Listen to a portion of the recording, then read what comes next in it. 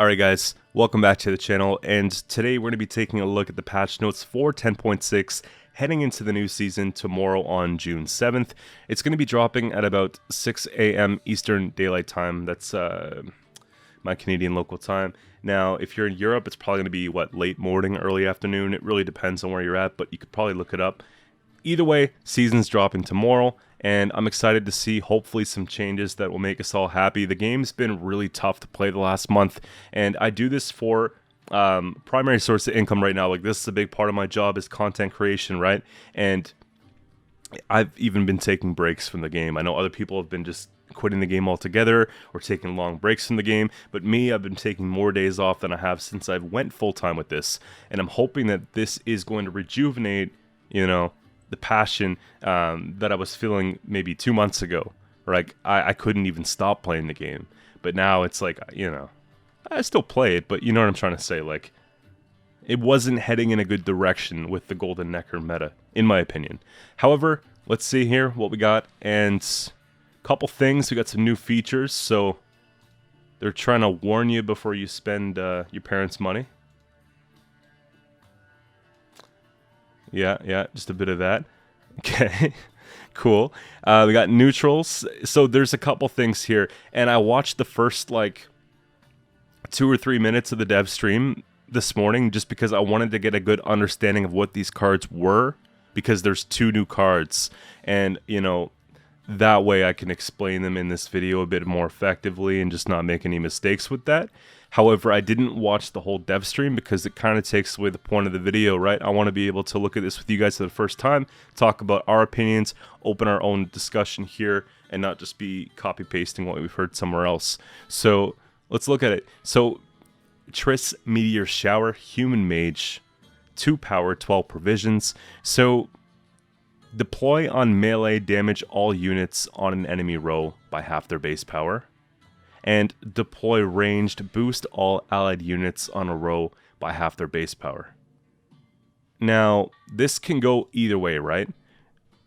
If we're playing it on melee, it's because the situation unfolds in such a way that is beneficial to us, I think, right? If we're playing on melee and the opponent puts a bunch of 6s or 8s on the same row, like really high base power units, then we're, obligated to take this on melee. However, I think most often you're going to find this card being played on ranged, right? Boost all allied units on a row by half their base power. Because this is something we can control, and this is something we can't. And if the opponent can sniff the fact that we might have this card, they'll play around this, right? So I would say if you're going to be running this, especially at 12 provisions, you want to do it in a deck that you're, controlling. This could be good in Skellige, for example, when you have a bunch of really tall units, like especially ones with veteran, right? They come back bigger and better, That could be something to look at. Monsters, depending on what it is, could have some pretty high base powers as well, Maybe even Nilfgaard. Think about it this way. Some of those soldiers are actually 7s and 8s and all type of stuff like that. So you can get pretty creative with it. I think the whole thing is just getting enough of them out there, right? Okay.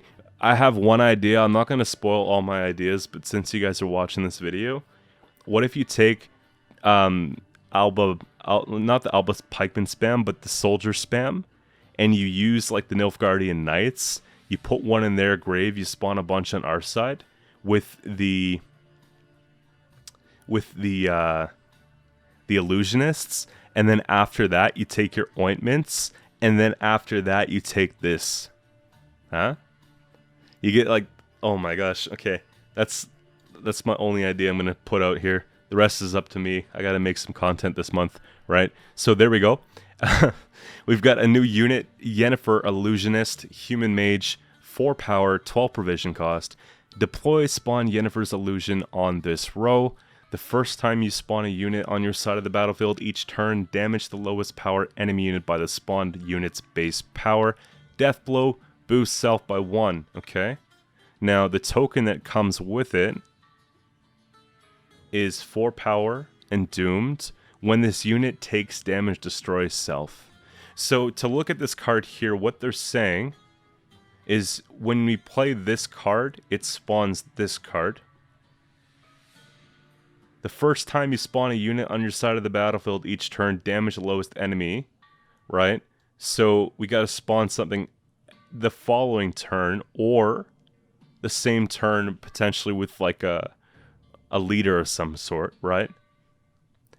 Now, Death Blow boosts self by 1, which is okay. So it's basically constant engine of like constant every turn we're doing damage by the base power of what we spawn to the opponent's lowest unit. And then this is engineering. The initial card's engineering by 1 per turn. Now, this token here, this 4 power token, if you damage it by 1, it's gone. So Precision Strike leader, Reckless Flurry leader, pretty much any leader with damage, pretty much any card with order damage is going to remove this token. So it gets a really good trade for the opponent. And then this card here, people are going to look to remove that right away because that's a 1 point per turn potential engine. So get rid of that. And then once you got this gone, then you're good. So this card's answered. And at 12 provisions, and you guys know the way I like to play by now if you've been watching for a while, I like to play control heavy decks. I would love if my opponents tried to pull this off on me, right? Because I would just answer that in 1 turn and it's done. And then 12 provisions from their deck is gone. But if they can't answer it, if you guys play greedy decks and you run into this, you're in trouble. Because if they have a Darin, they have Megascopes, they have all these things they're going on with it, this could be actually pretty scary, right? Because you're putting, let's say, a Darin, Megascopes, Tursic, Veteran, okay? You're spawning a bunch of tokens that are healing themselves, right? Then from there, you're basically taking that 8 damage and you're damaging the lowest unit on their side by 8, right? So that's huge. Even the soldiers deck I was kind of talking about with this idea here, right? With the Triss on the range row, you could kind of stack those, but I don't think I'd grade it that hard. But you know what I mean? Like, this could get ugly if you just don't have control. So I think that if you're going to want to prepare for this, and when these cards come out, especially these hero cards at 12 provisions, everybody's going to want to be playing them. So I think we got to be proactive here and have some answers in our decks for them. That's pretty much it. Pretty simple. I don't think that these are going to be game-breaking cards. I think that this one might be good in some matchups. I think it might be bad in others. Same with this one here. I don't think I'm going to fall too much for this one here. I think I'll be able to answer that in pretty much every case that we play it. But again, we'll see. My opinions might change on those after I've had a chance to play them. I'm not just going to put them in decks, guys, for the sake of playing them. I'm going to put them in decks where I think that they make sense and will actually make the deck better. But eventually, I'll get around to playing both of these cards. Now, Erendite was one of the problems with the meta for last season, the last couple seasons. It's one of the reasons why I think a lot of people decided to step back from the game or take a break from the game.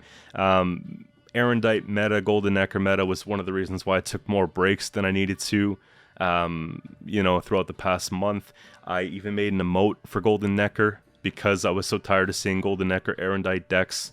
If you guys haven't seen the emote, it's available for channel members and in my Discord community to use for free, so go check that out. And yeah, this card was kind of frustrating, right? We'll pull the card up because that way you guys can see what I'm talking about.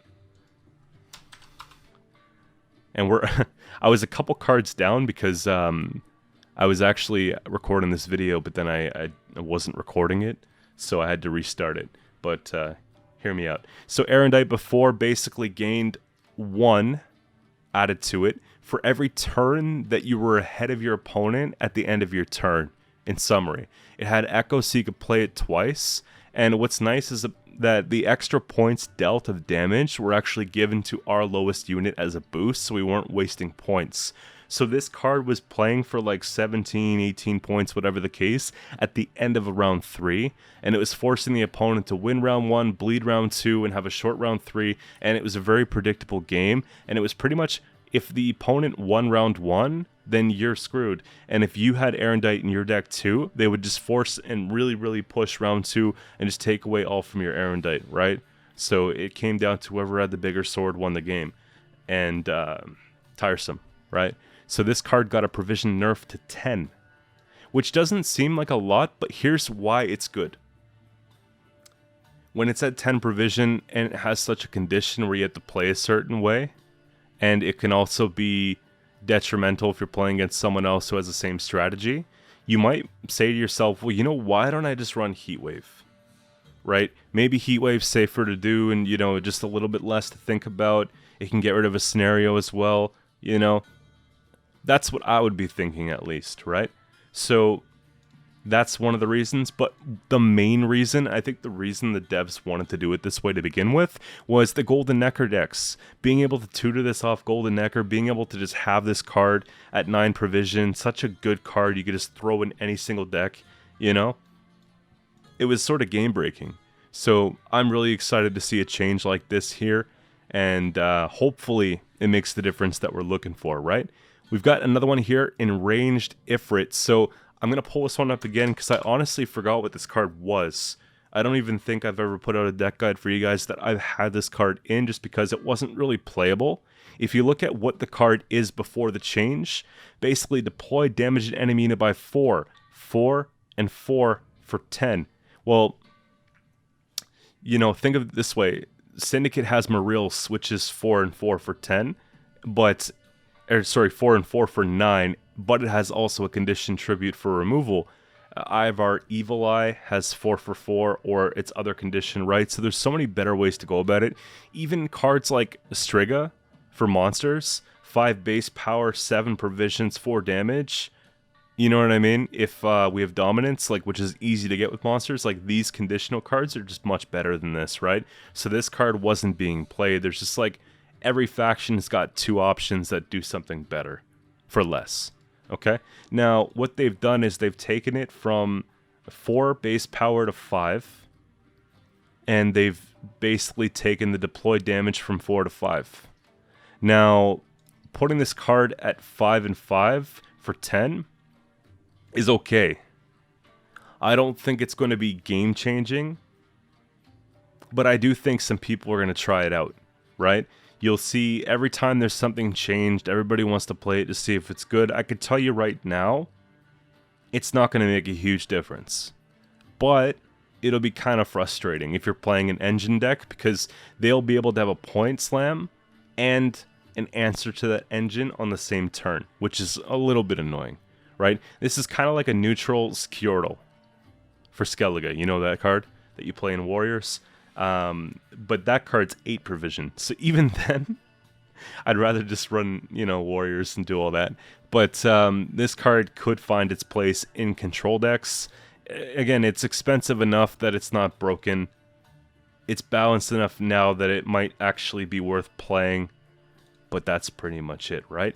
We've got Francis Bedlam coming up next, and we'll just paste into here, right? So every allied turn on turn end boosts the lowest unit in your hand by 1. Now, what are they doing to it? They're changing the base power from 4 to 6. 6 and 8. So it's an engine at 6 base power for 8 provision. You know, at least it'll stick, because at 4 base power, it's incredibly difficult to get something like this to work, especially when the opponent knows that it's going to account for a lot of carryover.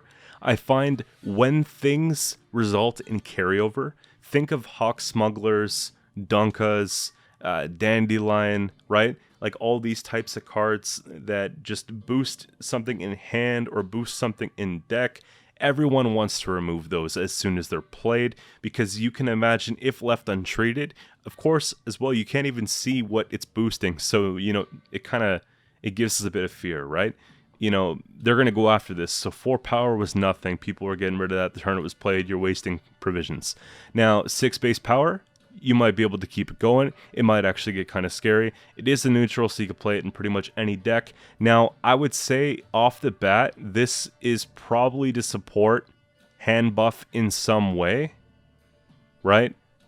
Or bandits in some way, because of the bandit tag or just what it's doing. You know what I mean? I can't think of many other decks where a human bandit that does this would work beyond a bandit deck or, you know, a Torque deck of some sort, a Glaeus deck of some sort, right? Or some kind of seasonal deck, I don't know. But anyways, it's good to see a bit of a change here. I don't think it's a big deal, but it's something, right? Ornate Censer, this card's super problematic. There was a Precision Strike deck going around last month. It was like a Dwarf hybrid, and it was like Dwarf Elf mix, yeah. That's what it was. And they were taking like a 1-point Skirmisher or a 2-point Broccolon Sentinel, and they were basically taking your 20-point card, or 10-point card, let's say, and taking the base power from that, putting it onto their unit, and then giving you that 1 back. All for 8 provisions. So you can imagine if it's a 20-point card we have, and a 1-point card on their side of the playing field, because generally that deck plays very low base power, and they don't really boost. So this card's playing for almost 40 points. You know, and even when this wasn't doing well, I'll give you like a more modest example. If they have 7 or 8, and we're using this card and we have a 1 base power, still solid. You know what I mean? For 8 provisions, still imagine getting like 14 points off it, still good. Right? It could still make or break a game. So I think that's when they realized that it needs a nerf, and at 9 provisions, it makes it less attractive. Right? It makes it less attractive when we're playing, let's say, like a Golden Necker deck, and when we're playing just any other deck. And also, because it's up to 9 provisions now, it makes you think like, okay, well, why wouldn't I just run Curse of Corruption? Right? Like, Curse of Corruptions destroy the highest powered unit.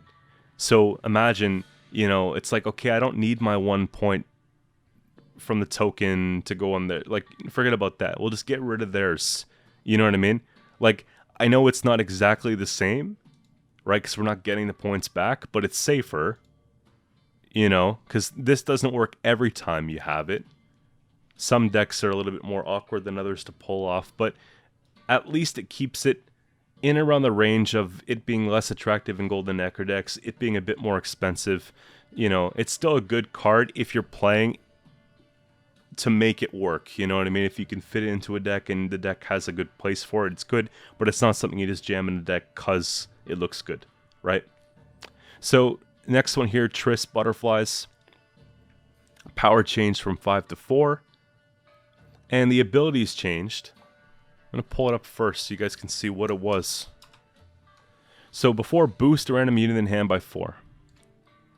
Now, shuffle a card from your hand into your deck. Then draw a unit of your choice and boost it by 3. Power changed from 5 to 4. So they knew that this was busted. So they went and they said, okay, you know what? We're going to do this. And then we're going to tell everybody that it's fair. Okay, so you see what's happening here, right? Is that basically Triss Butterflies is directly supporting hand buff. Because now, if we don't have a Torque or an Glaeus, we can draw it. It's basically like getting a free stratagem that draws a card of our choice and puts another one back in the deck, but then we're getting a boost 3 as well. You see where I'm coming from? So this is kind of scary. And the provision on this is 9. So it's playing for 4 plus 3. If it's on a Glaeus, you can multiply that 3. Actually, if it's on Torque, you're still doing the same thing. For 9. Consistency tool. Prevents bricks. Let's say we have a Bountiful Harvest in hand, we push that back. You know what I mean? It fixes everything. I fear for this. Also, because this synergy is starting to open up more, then you might even think of like doing the whole like Alyssa thing with bountiful harvests and doing more bountifuls. Okay, something to think about, right? There's some synergies that I'm already starting to play out in my head that are just kind of coming off these cards so far. We have monsters right now. Oberon, King, Invader, and Conqueror power change from 5 to 6. So if you guys don't know this card, there's a little bit of a difference it's going to make here. This card here, right? Voice crack if you heard that one. So by round 3, what this card does when it becomes Oberon Conqueror is that it gets Veil, and it allows us to play a Wild Hunt card of like a bronze card from our starting deck. It like creates and plays one. And then every time we play a Wild Hunt unit, it'll boost it by 1. So that engine in round 3 is kind of what we're playing for. So this is centered around Devotion really with this card. And having a base power of 6 makes it more difficult for the opponents to remove, right? So if you guys remember a few patches ago, they did a big update to monsters. I think what they're trying to do now is fix Frost even more, because there was a lot of hype with Frost with the complete rework, but then they realized that this randomized damage is not the way, right? It has to be more controlled damage, otherwise it can't really be the meta in my opinion. So adding a little bit more to it to protect our points that we have could make a pretty big difference in a deck like this, right? 1 base power here. You know, if it's a buff, I'll take it, but if I start seeing Frost every single game, it'll be a kind of frustrating thing as well. But again, compared to what we have, Frost meta is not the end of the world. I don't think it'll be meta because of these 2 changes that we see here. However, Gales is quite interesting because just reading this really quick, on deploy, we're playing a Wild Hunt special from our deck. So normally we'd use that for playing Naglfar or for playing the Ardgeth, like to get the Frost, or like Red Riders or Imler's Wrath, like these types of cards, you know. And if we played them all already, or we didn't have any left in deck, you know, whatever the case may be, right? Or we didn't have the one we wanted in deck, you know, we can just basically now use this on Devotion, right? Play a Wild Hunt card from deck. So that could be a unit, or it could be, you know, a special. And if you think about it this way, there might be times in a short round 3 where you're like, why would I want to pull Frost with Gales? There's 3 or 4 cards in hand that Frost is going to do like nothing, right? But I missed Oberon. You see what I'm trying to say? That's where it can make a huge difference, because Devotion being able to go and reach for the Oberon King and get something we actually want is huge. Now, let's have a look here at the next one. This is scary. And I'm a huge Skellige fan, especially since like I did the beginner to pro series. I chose Skellige, I played Warriors, I had the time of my life. Like, that was one of the best times I had playing a video game ever, okay? And I was making Warriors decks. Now, power change from 5 to 6, I can tell you right now that this change is way scarier than this change. Damage will prevail over boost, okay? Now, this card in round 3 gets Veil. Every time we play a warrior, it's going to damage a random enemy unit by 1, and we get to play a bronze Skellige warrior from our graveyard. So oftentimes you're going to be taking like a on-crate raider, and with veteran in round 3, it's going to have like 7 base power, and then it's going to do 2 damage, and then you're going to get the 1 here, and then every turn you're going to play a warrior card. You're just going to be doing damage on the opponent's side of the playing field. Scary, terrifying.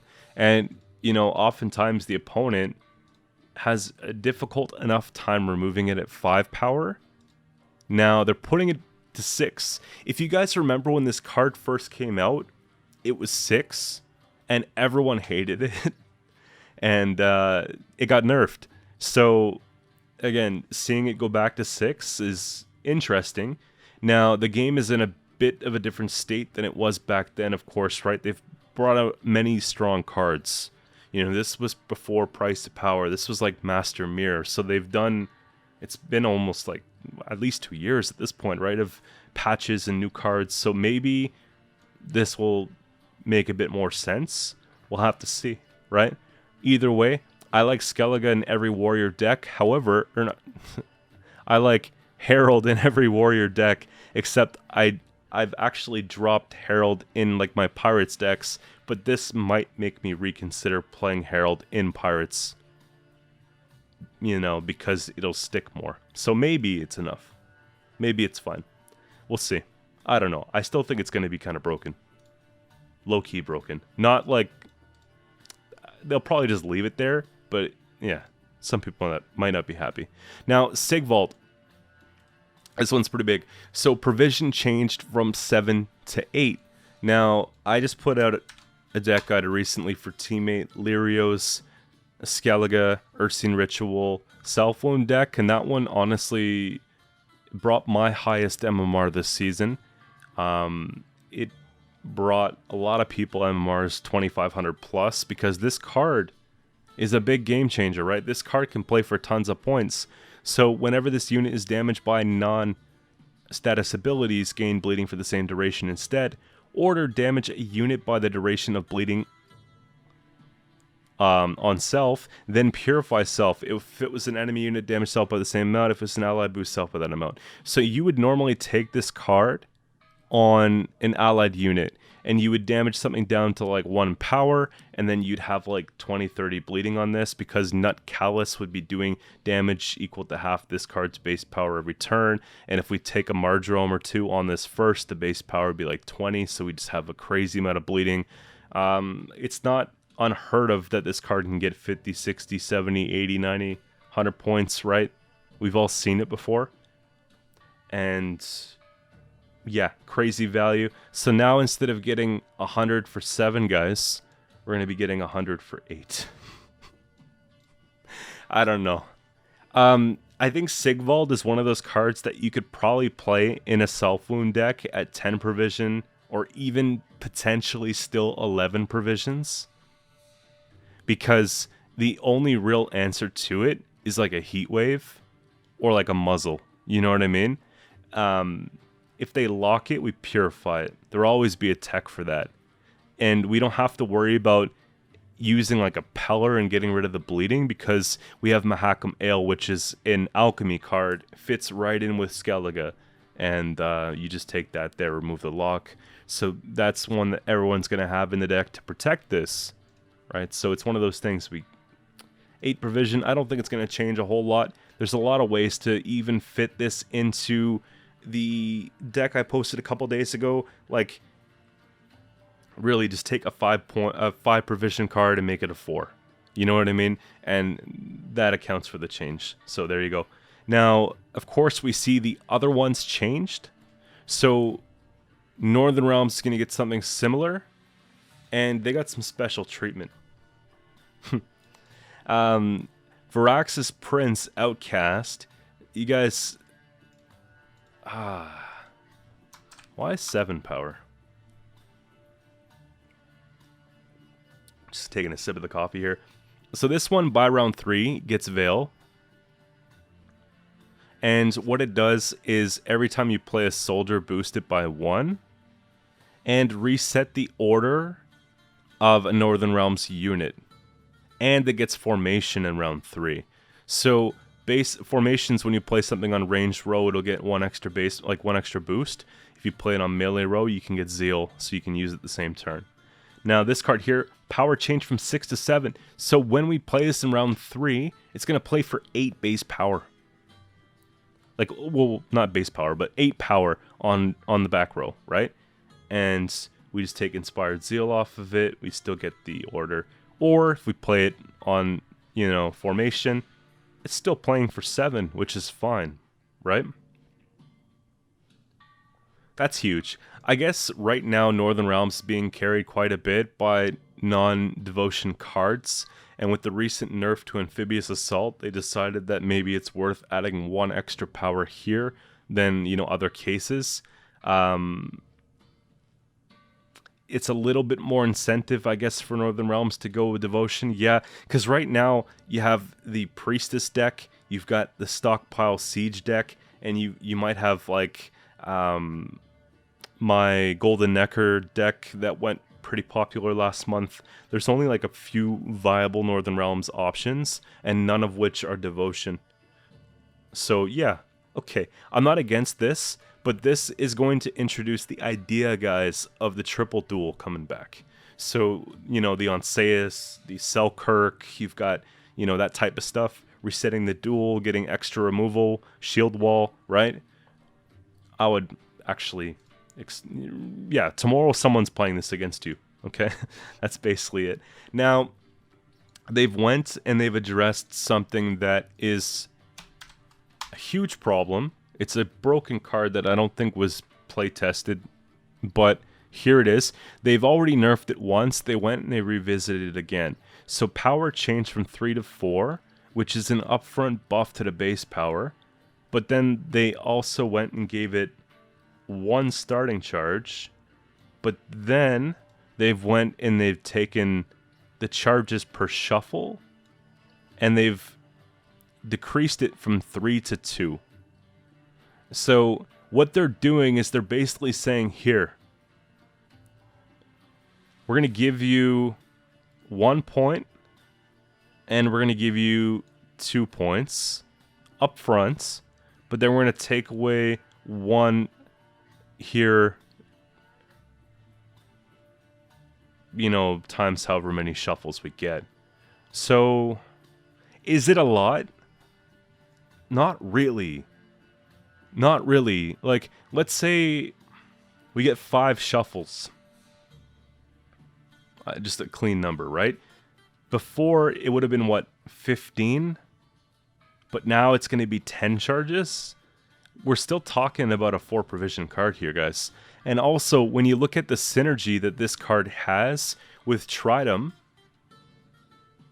you know, Tridom basically being able to boost, every time it's boosted, you know, by anything, it's doing a damage to a random enemy unit by 1. You know, that's like basically duplicating the points that we get from this card because the Tridom synergy, right? So I don't think that that's enough of a nerf to make it unplayable.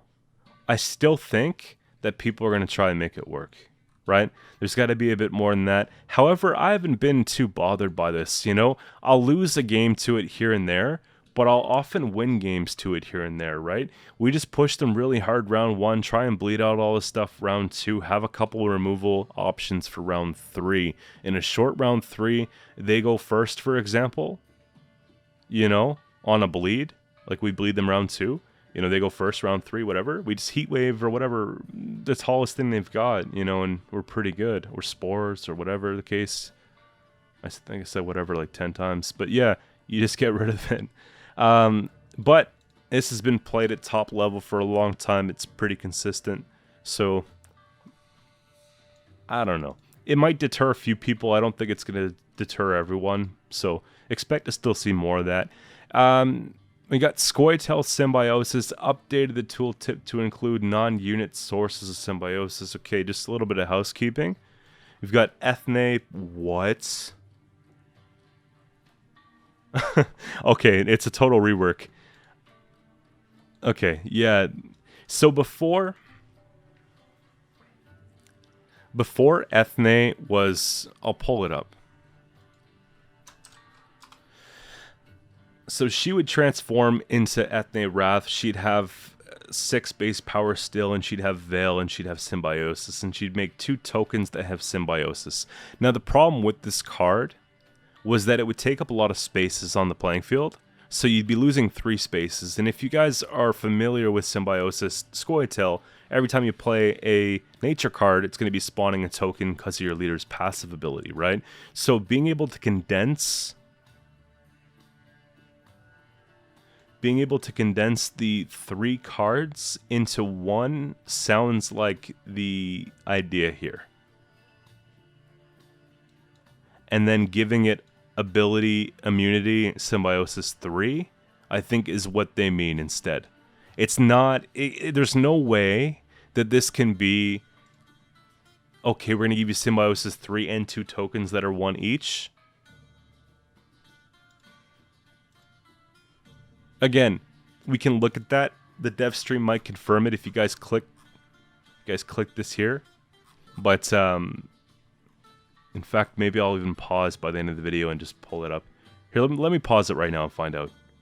Okay, I feel better now. I double checked it, and the Ethne Wrath of Brocklon's not going to be spawning the Young Dryad, so it's just going to be 10 power, immunity, Symbiosis 3, and I think that's fine. That's a pretty good change, right?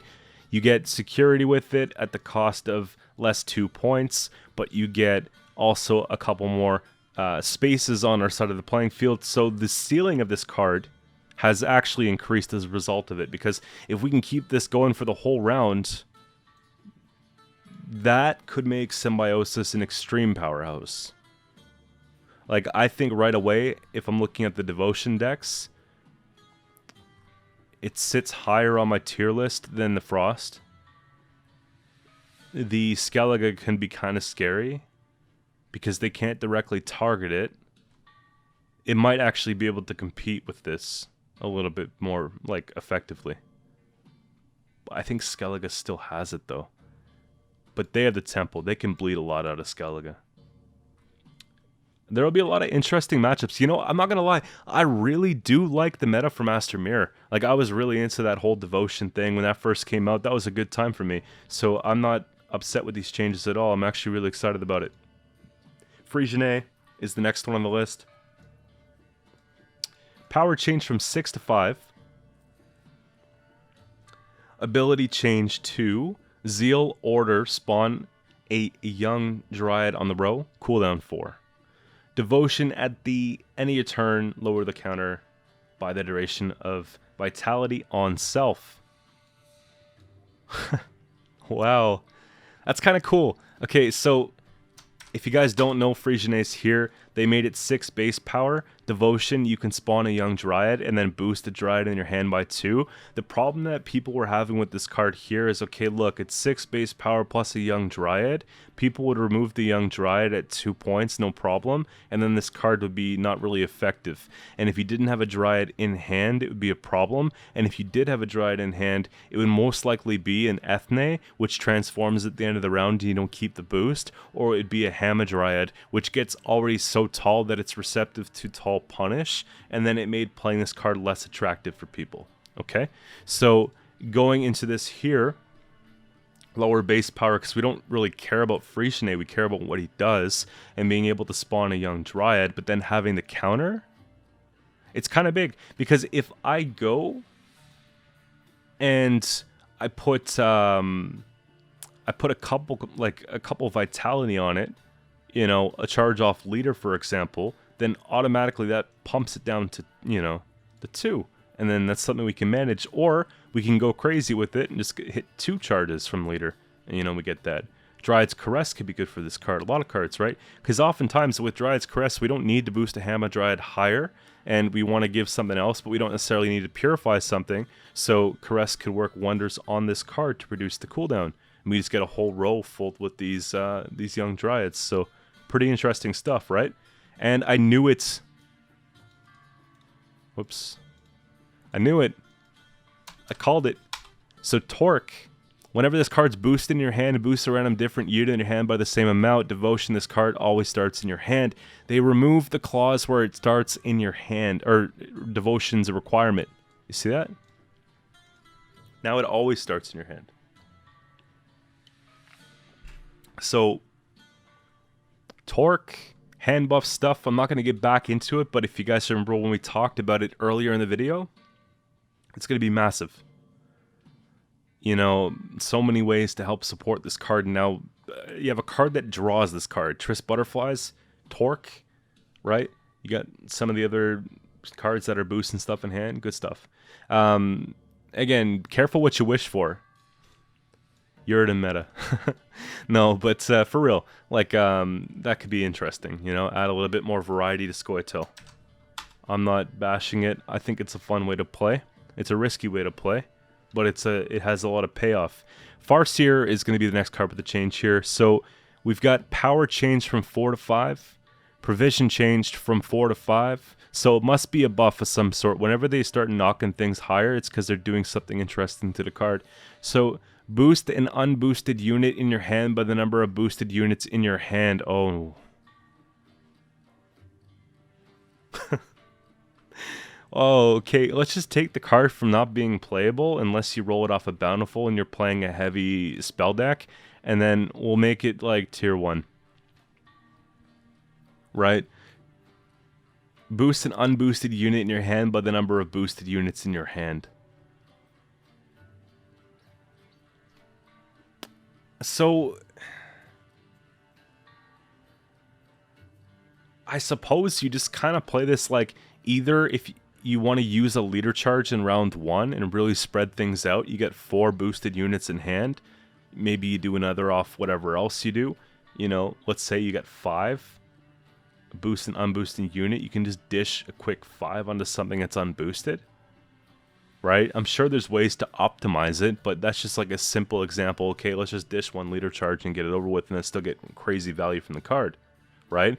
And this onto, I can't remember the name off the top of my head, but the bonded guys, the 4 provision bonded cards that, you know, when they're boosted, they do damage to the opponent's side equal to the boost. Like, that could be quite huge. Stuff like that.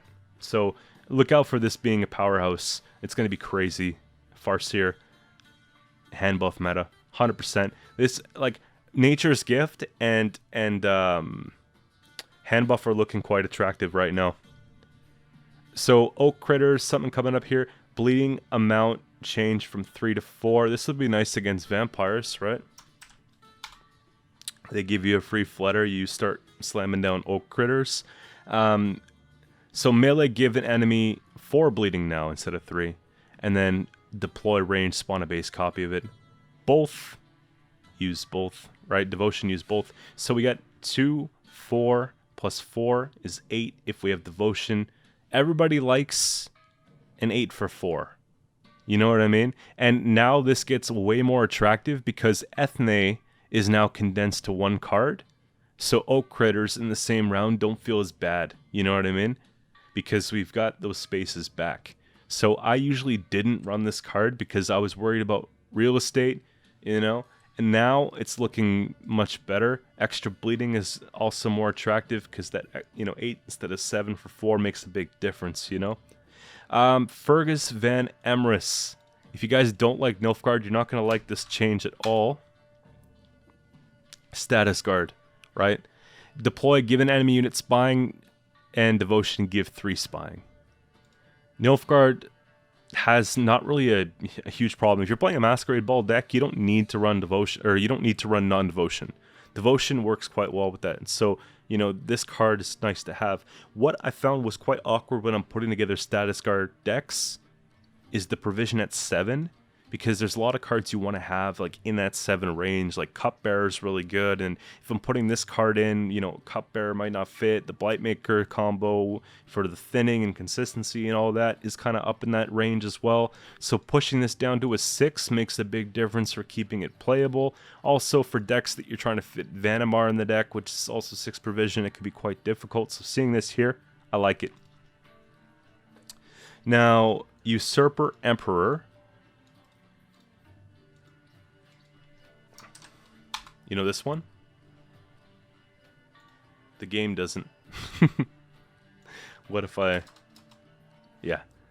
Oh yeah, because it's the second, or the third evolution, right? Officer goes into the Emperor. So Emperor is 6 base power Veil. Spawn 2 operatives on their opposite rows and take them back. Whenever we play an agent, boost self by 1. That's what it does currently. With this one here, power change from 6 to 5. So it's getting a provision, or a power... base power nerf, right? And then on deploy, spawn an operative on each enemy row and give them spying. Order, take them all.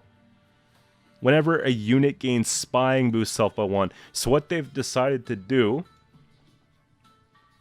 is say, you know what? We're going to take 1 power off the top, and then we're going to go and we're going to make it a broken engine. Instead of whenever you play an agent.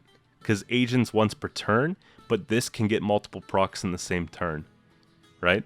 Like you have Fergus in there, you're getting 3 off of it. I don't think that this is like busted. I think that this is obviously easy to remove. When you have this card on the playing field at 5 points, you're not giving spying the same turn. You're waiting to the next turn minimum, which gives your opponent some time to figure it out. And we've seen above, there's plenty options of cards that can get rid of this at 5 power. So I don't think that's the end of the world. It's just when you start pairing this card here with like the, just the other assembly line of stuff that's going to be getting benefits from status, like the Thirsty Dames and all that, it could be kind of scary, right? Because then there becomes a lot more stuff to deal with. And speaking of which, Impair Enforcers are another example, right? Damage an enemy unit by 1, charge 1. Whenever an enemy unit gains spying, gain 1 charge. So they're really trying to get this whole spying thing together, right? Which I don't mind. I think when you guys are asking about Nilfgaard decks for me to make, it usually, like, the most popular ones that you guys have been asking me for have been spying and soldiers. Now, I've been able to come up with some soldiers ideas that have been quite effective, but with spying it's more difficult because cards like this and the way they roll out are much slower. But seeing a little bit more support to it could make a difference, right? So I'm excited to see how this pans out and if it's worth playing. I don't think it's going to be all too bad. I don't know if it's going to be great, but we'll find out at some point during the season. Okay, moving on to Syndicate. Right now we've got off the books leader ability provision bonus change from 15 to 14.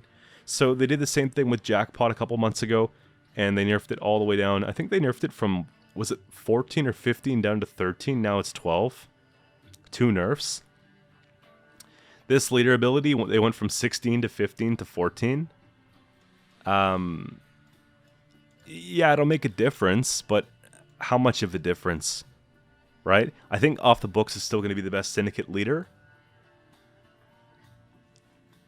right? There's Hidden Cache is pretty good too, but this, because of the tributes, it's a big thing. Like, they're getting so much like discount on the tributes because there's so many good cards to tribute that it doesn't really matter if you do all this, you know? I think this leader and Jackpot leader are just very good leaders for Syndicate. And those 2 leaders make other leaders very difficult to play. Hidden Cache is good if you're playing like a Horde deck. However, some of the other ones, they fall short. Right? But, this is good. It's a good start, right? I don't think it addresses all the problems that Syndicate has with being very strong, but it's certainly something. Obviously, Syndicate doesn't get any sort of devotion buffs. Having a look at all the other factions so far, we're seeing them, because Syndicate devotion right now is like tier 1. The Cirrus deck with Philippa and, Junior and all these crazy cards, just really good. We've got Fallen Rayla. This is one of those cards that when it came out, everybody thought it was going to be busted, then no one played it. Yeah, it was a little bit underwhelming. Just hard to pull off, easy to remove. Now, they changed the provision from 11 to 12 and the power from 5 to 6. So it's a little bit difficult to remove it now, a little bit harder. But it's more expensive to have. Ability change to Veil Profit 3. Tribute 3, remove a poison from an allied unit, then boost health by 5. Whenever your opponent plays a unit, poison it, and remove a counter. Whenever your opponent plays a unit, poison it, and remove a counter. When the counter reaches 0, the tribute becomes a fee? Counter 2. That's terrifying. If you can keep this on the board whenever your opponent plays a unit, poison it. Then you drop Salamander, and you just wipe the entire board. Base power 6 becomes harder to remove. Also, you get the Defender down, which comes with 2 tokens, and you get Gelart down, and you boost those 2 tokens up, making them 4 or 3 power each. Now the opponent's got to chew through those, then get through the 6 here. Like, in answer to this whole strategy, though, is playing Onslaught. You take a leader charge off both tokens or whatever the case. Couple board pings off boats, and then you just take a 6 or something off that. Yeah. But it's one of those, if this works, it's going to actually clean the house and actually be scary, but it takes a little bit of setup to make it work. At least it might see some play now. It wasn't seeing any at all before, so fine. Now, speaking of Gelart, actually, I should really look down before I start commenting on the possible synergies, but we have ability change to profit to a wow. So it has immunity now. Poison an allied unit and boost it by 2, cooldown 1. So they've put a cap on it. So before you were able to spawn like 10 Firesworn units and just do this crazy thing before the adrenaline kicked in, you get a free round off a 7 provision card, right? Because it would play for like 30 points in one turn. Now, this here, you can't target it directly, however, it's 1 per turn. Adrenaline 5, at the end of your turn, purify self. So they can answer it, which is nice. Okay, that's not very, like, it's good, but it's not great. It'll still see play, but not for the reasons that people are playing it right now. Right now it's being played because the tempo is so strong. You just put it down before Adrenaline 5, and you just get crazy value from it, and then it's like a one-off. The damage is already done even if you remove the card. However, this is more progressive, and at the Adrenaline 5 it purifies itself, so it's taken care of, right? We've got Failed Experiment, power change from a 10 to a 6. Provision cost change from a 5 to a 4. An ability change to deploy poison self, fee 3. Remove poison from self to a unit, cooldown 1.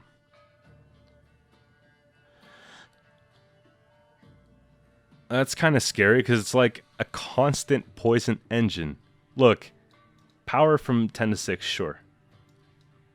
If I spend 3, I'm taking it off myself, and I'm putting it onto something else. And then, next turn, I could do 3 again, and do it again, and complete a poison. And this is 4 provisions.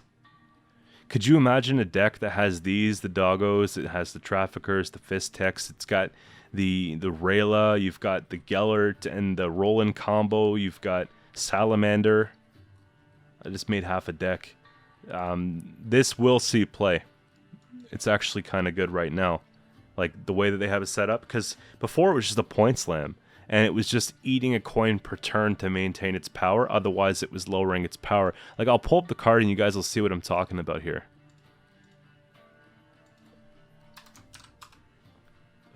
So Failed Experiment was this one, right? And also I should probably show you guys Gelart, because I'm kind of falling behind on this one. It's the space. This one, remember this one? You'll know when you see it that it's been played in, like a lot. Okay, so these cards are getting, this one's going to see less play, this one's going to see, actually it won't see less play if this sees more play, but you know what I'm trying to say. It'll be less of a focus, this will be more of a focus. Hysteria is the next one we're going to be looking at. So provision changed from 5 to 4. Good change. I had a very difficult time running this one at 5 provisions, and I've been playing Bounty like crazy for the last couple months. That's been my go-to Syndicate deck for literally 3 or 4 months almost, Now, place Bounty on an enemy unit and damage it by 3. If it already has a Bounty, double the damage. The thing is, you're not really double dipping with Bounties, or you don't really want to in a lot of cases. You just want to Bounty kill, recycle, Bounty kill, and just kind of repeat that process, right? Now, there's more incentive to play it because it's cheaper, right? Place Bounty on an enemy and damage it by 3. Like, that might be enough to play it for 4. Because it puts a bounty and then it pushes you towards actually almost removing it. Let's say it's a 4 power card, and we've got a bounty engine on the board. So we are able to do 3, we remove it, we get the 4 coin back, things are starting to roll. It's pretty smooth. Maybe we have vigilantes out there. You can just take down a 5 power card without doing anything. You know what I mean? So pretty interesting. Mutant Armor changed from 2 to 0. Ability changed 2. When poisoned, spawn a base copy of self on the row, counter 1. When poisoned, spawn a base copy of self.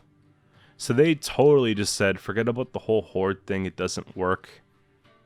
It also didn't really make sense, like from, I don't know much about the lore for this, but it just didn't look like it really had its place in a passive flora deck. So what they're doing is armor change 2 to 0, okay. When poisoned, spawn a base copy of self, counter 1. So you could even take failed experiment and just move poisoned on ourself as like a passive engine, you know, on our side of the playing field. Because it would be fee 3 for 3. 3 for 3. It's a 1 point, you know, per coin spend, but it's also an alternative to, you know, removing their stuff if we don't have good targets. Okay. Salamandra Assassin. Armor changed from 1 to 0. Ability changed to deploy, place a bounty on an enemy unit, or poison the enemy unit with a bounty. So now we're just doing more than damaging units with bounties. We're actually looking to poison them out too, which is interesting because I've always been looking for ways to maybe do like a hybrid, and it hasn't been very attractive. I've usually just chosen like one or the other, but cards like this now make that maybe more of a consideration. So just a few different ways to go about it now. Place bounty on a unit, order, poison. So you'll be definitely wanting to remove this before they can use the order, because this will make room for morale and all the other poison stuff that we have going around with failed experiment being able to pump it out, and just so many options. Like Syndicate has more poison than Nilfgaard, right? So this could be kind of scary. Sitting around 5 provision makes it something that maybe you run one of, maybe you run two of, maybe you don't run any of, but I think you're definitely running this if you're going to be doing like the whole strategy that's above, right? Salamandra Lackey, ability changed as well. They did a lot of stuff to Syndicate, mainly surrounding the poison stuff. I guess because it's the, like, Syndicate really only has like the one core that's been played recently, right? Salamandra Lackey, first time you gain a coin each turn, boosts self by 1. So there was that.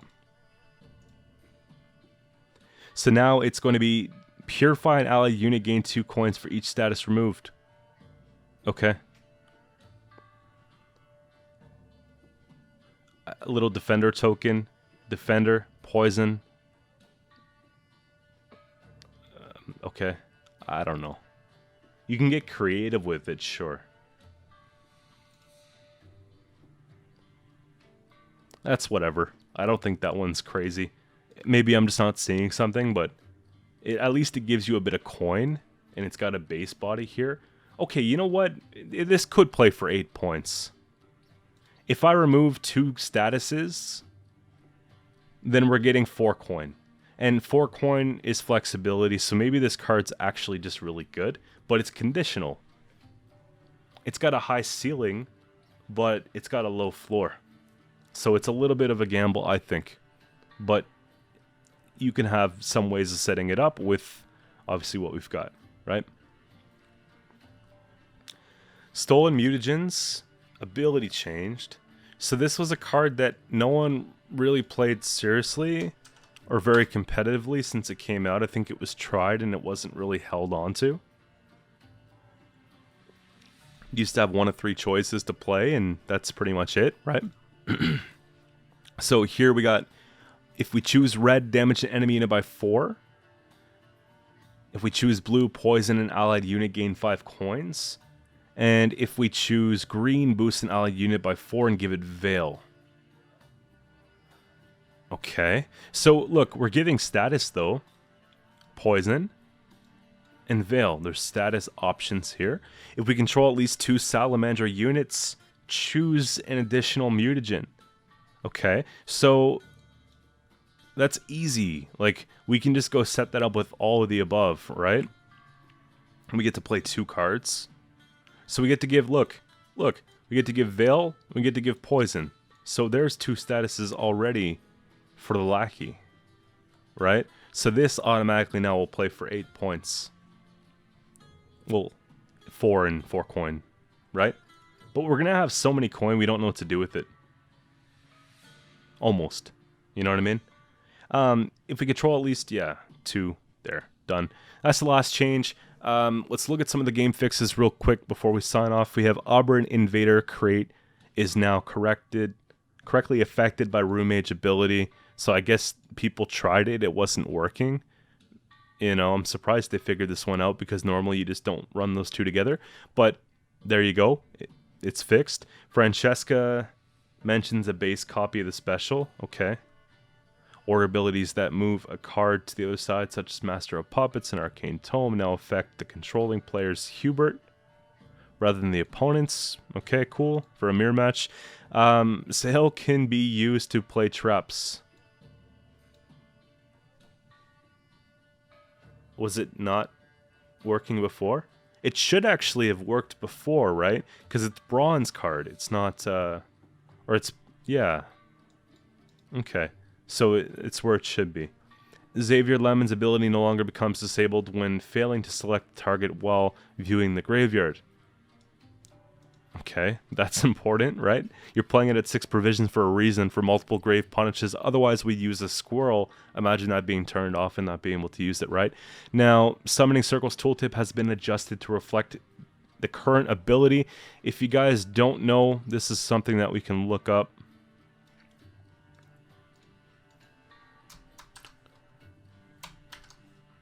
Did I not copy it?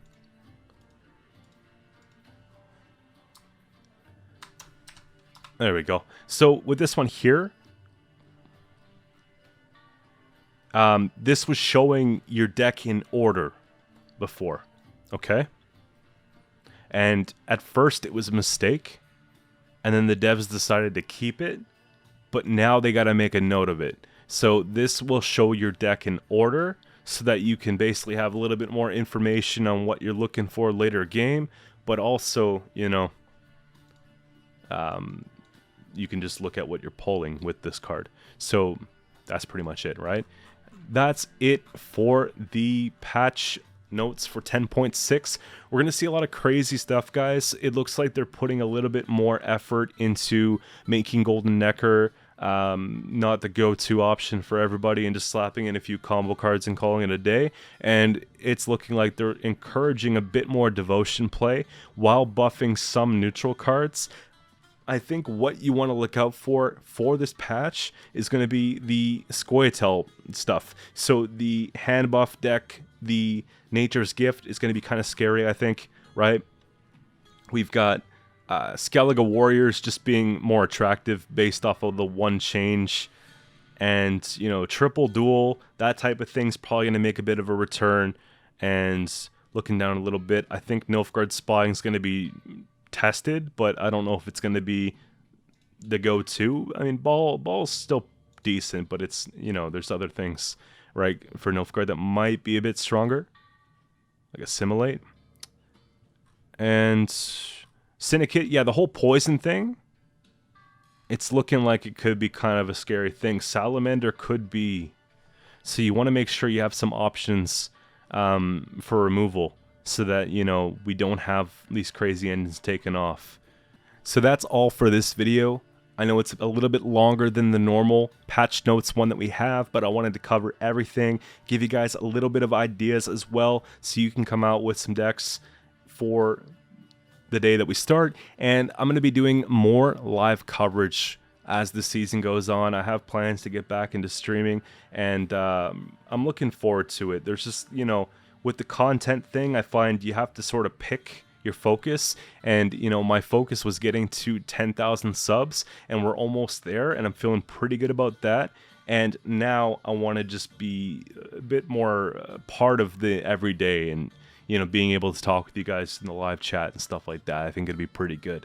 So we'll get into it. If you guys want to be a moderator, if you want to have those privileges, if I'm familiar with you, you're, you know, frequent in the chat, whatever the case, whether it be in my comments here or in Discord, let me know, because I'm also looking for a couple people that I can put some trust in to moderate the YouTube live chat to make sure the conversation stays clean and, you know, the vibes are in check. So reach out if that's something that interests you, and we'll see you guys soon. I'll be putting up a stream schedule shortly in the community tab, and I'm actually working on a couple other videos right now. I've got my top 5 for 10.5 coming out sometime within the next 24 hours. I'm almost done the games for that. And then I've got another one, guys. There's a tab in my Discord.